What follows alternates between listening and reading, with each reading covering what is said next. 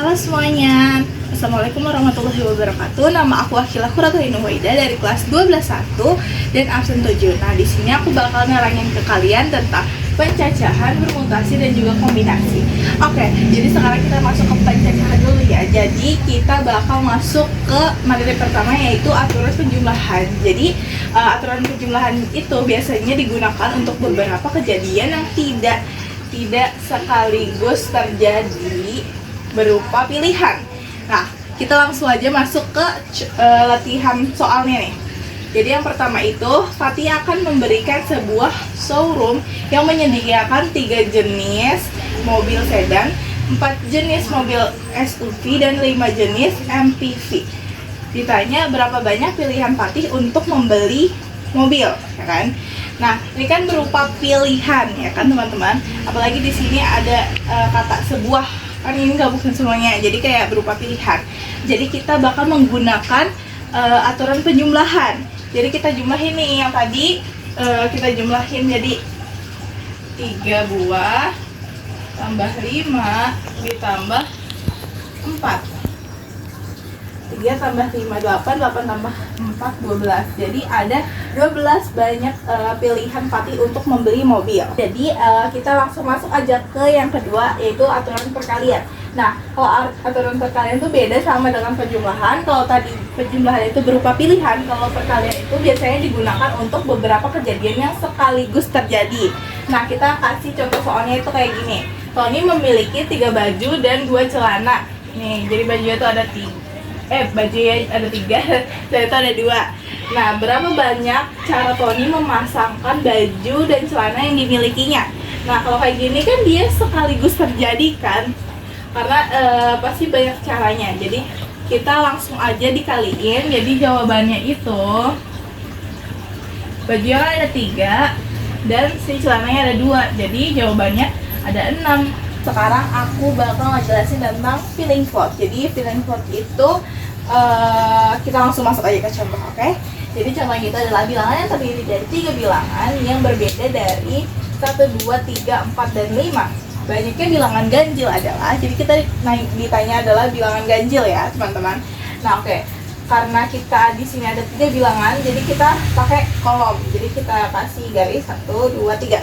Jadi di garis itu biasanya ada ratusan, puluhan, dan juga satuan. Nah, yang kita ketahui nih, pertama itu katanya banyaknya bilangan ganjil ya. Jadi kita lihat di sini ada berapa bilangan ganjil. Itu ada ini 1, 2, 3. Jadi ada 3 bilangan ganjil kan, ada 1, 3, dan 5. Nah, misalnya kalau dipakai 1, itu kan sisa 4 ya. Jadi kemungkinannya itu misalkan kita pakai yang nomor 1. Jadi sisa 4, jadi tinggal sisa 2, 3, 4, dan 5. Karena udah terpakai salah satunya ini di yang puluhan, jadi berarti sisa kan dipakai sama yang ini 1, sama yang ini lagi nih buat ini 1. Jadi sisa 3 kan teman-teman. Kita tinggal tulis 3. Jadi misalkan kita udah memakai yang 2, jadi tinggal sisa 3, 4, dan juga 5. Jadi ini tinggal dikalikan saja semuanya.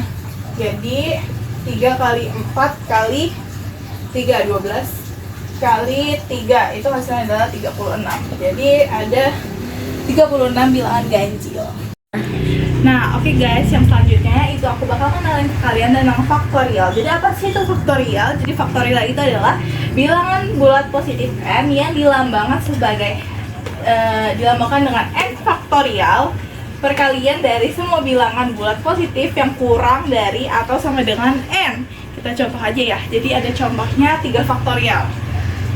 3 faktorial. Jadi 3 faktorial itu kita harus nyusun bilangan ini sampai dengan 1. Jadi kayak kita kan tahu kalau misalkan ini adalah 3 ya, 3. Nah, sebelum 3, jadi n itu kurang 1, jadi yaitu 2. Nah, baru deh sampai 1.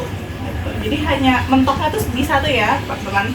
Nah, terus habis itu kita kaliin deh ini semua jadi 6. Jadi 3 faktorial itu adalah 6. Nah, terus contoh lainnya kayak misalkan 5 faktorial. Kita urutin lagi sampai 1. Jadi 5 kali 4 kali 3 kali 2 5 kali 4 adalah 20, 26 jadi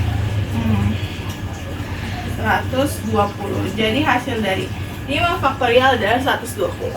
Nah, kalau tadi aku udah ngejelasin tentang dasar-dasar dari faktorial, aku bakal ngejelasin yang sedikit lebih rumit mungkin ya. Jadi ini banyak banget keluar di soal-soal. Jadi yang pertama itu, contoh soalnya itu adalah 10 faktorial per atau dibagi 8 faktorial. Jadi kita bisa jabarin dengan 10 dikalikan 9 kali 8. Tapi kenapa di sini nggak sampai 1? Karena kita tahu nih kalau penyebutnya itu 8. Jadi cukup sampai 8 aja, dicoret, habis jadi 10 kali 9 yaitu 90. Jadi hasilnya adalah 90. Terus lanjut yang ke nomor kedua, itu ada 11 faktorial per 10 faktorial plus 9 faktorial. Nah, kita jabarin juga nih. Jadi 11 kali 10 kali 9 faktorial, karena di sini kan penyebutnya 9 ya, kita samakan penyebut. Jadi per 10 kali 9 faktorial ditambah 9 faktorial.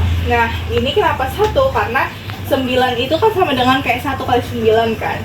Jadi kita masukin 1, kita bisa pecahin seperti ini. Lalu 10 tambah 1 adalah 11. Jadi kita coret, 11-nya dicoret karena ini ada angka yang sama. Terus 9-nya juga dicoret, jadi hasilnya adalah 10. Sekarang kita masuk ke permutasi. Jadi permutasi adalah cara menyusun suatu percobaan atau kejadian yang memperhatikan aturan. Jadi kayak contohnya AB itu tidak sama dengan BA. Contohnya kalau huruf itu 12 itu tidak sama dengan 21, walaupun sama-sama ada 1 dan 2, tapi itu tidak sama ya, maknanya itu beda. Nah oke, kita langsung aja ke sini. Jadi permutasi R unsur, N unsur yang tersedia dapat dituliskan Pn unsur dari R unsur atau NPR atau Pn, R. Nah, kita lihat nih di rumusnya. Jadi rumus yang biasanya dipakai itu adalah ini.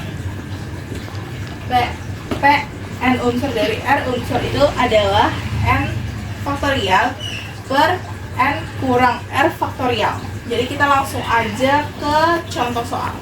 Jadi contoh soal itu, dalam suatu organisasi akan dipilih seorang ketua dan wakilnya dari 7 orang calon yang memenuhi kriteria.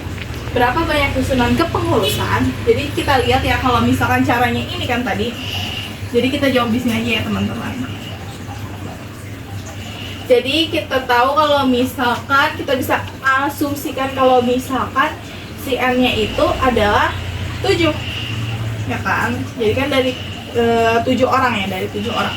R-nya itu berapa? R-nya itu adalah ini nih, si ketua dan juga wakilnya itu 2.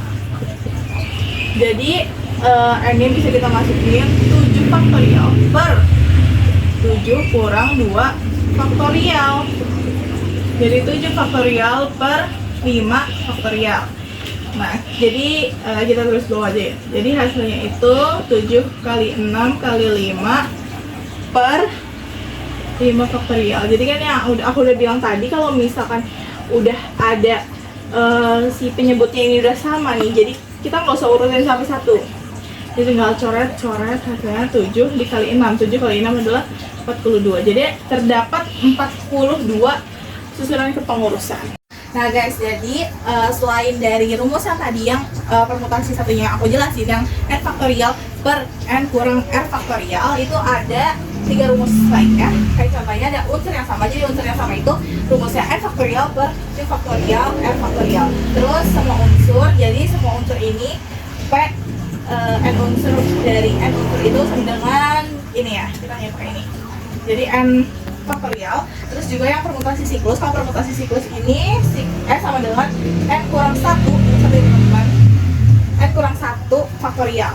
Jadi kita langsung aja ke yang ini, yang kedua ya.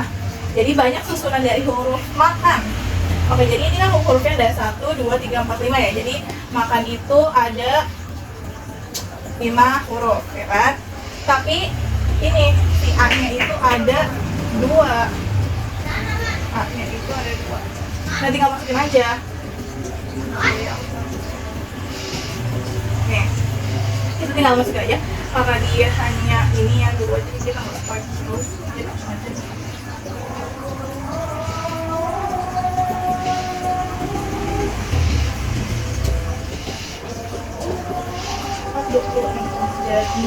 banyak 70. Dari kata makan itu adalah 60. Guys, selanjutnya itu kita pakai rumus atau cara yang ketiga, yaitu yang semua unsur. Jadi di semua unsur ini, yang tadi aku jelasin kalau misalkan rumusnya itu sangat gampang, yaitu hanya n faktorial ya teman-teman, n faktorial. Jadi udah permainan tradisional Gaussian terdiri atas 5 orang. Banyak cara untuk menyusun formasi adalah, jadi kita tinggal n faktorial, n nya itu adalah ini 5 orang ini. Jadi 5 faktorial 5 kali 4 kali 3 kali 2 kali 1. Jadi hasilnya adalah 120. Jadi ada 120 formasi. Nah terus terakhir nih guys, yaitu permutasi siklus. Jadi kalau permutasi siklus itu caranya rumusnya kayak ini, n kurang 1 faktorial. Jadi kita lihat dulu ya soalnya. Terdapat 6 siswa yang melakukan diskusi dengan duduk melingkar ya, jadi siklus. Banyak susunan yang bisa dibentuk adalah, jadi kita masukin aja, tinggal masukin. Nah kita kan tahu kalau misalkan 6 itu, n itu adalah 6. Jadi 6 kurang 1 faktorial, yaitu 5 faktorial. 5 kali 4 kali 3 kali 2 kali 1. Jadi ada 120 banyak susunan yang bisa dibentuk. Oke guys, jadi kita sekarang udah masuk ke yang akhir, yaitu adalah kombinasi. Jadi apa sih kombinasi? Jadi kombinasi itu adalah cara menyusun suatu percobaan atau kejadian tanpa memperhatikan urutan.